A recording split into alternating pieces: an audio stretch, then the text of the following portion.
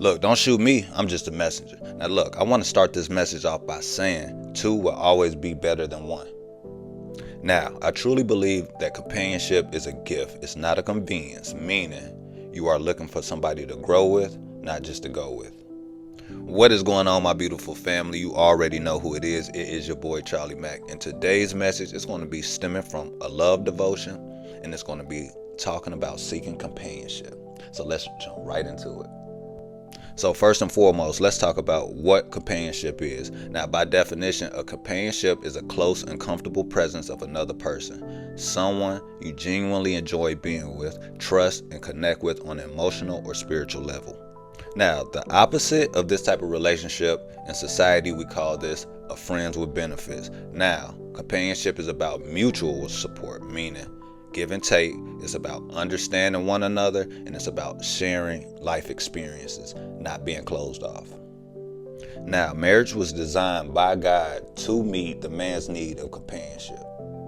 If you look at Genesis 2 verses 18, God says of Adam, "It is not good for man to be alone, and I will make a helper who is just right for him." Meaning, in all reality, God made a specific type of woman for a specific type of man in order to support his vision and goals and complement his personality. That's why it's imperative as a man to know your purpose, know who you are, and have standards, because the wrong woman would destroy you. Now, unfortunately, some couples have not found companionship in their relationship, let alone their marriage.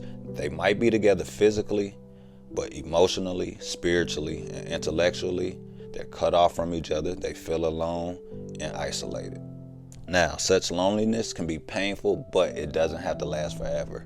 We can overcome loneliness by taking baby steps. And you take baby steps by not looking at the whole scenario and how bad the relationship or marriage is, but focusing more on taking steps to make it better. Now, you can break through the silence with one act of kindness. For example, fellas, go buy your lady some flowers and tell her how much you were thinking about her today.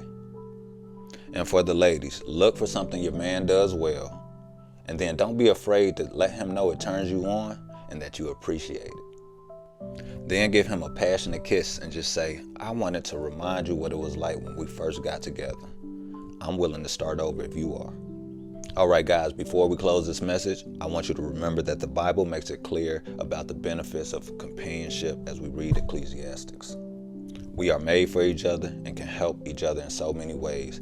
The key is to keep taking steps towards each other and watch the loneliness evaporate. I hope this message was helpful to at least one person. You know I'll be back at you again tomorrow with another one. Until then, I need you to keep your head on the swivel, love yourself, and only help who wants to be helped. I love y'all. I'm out.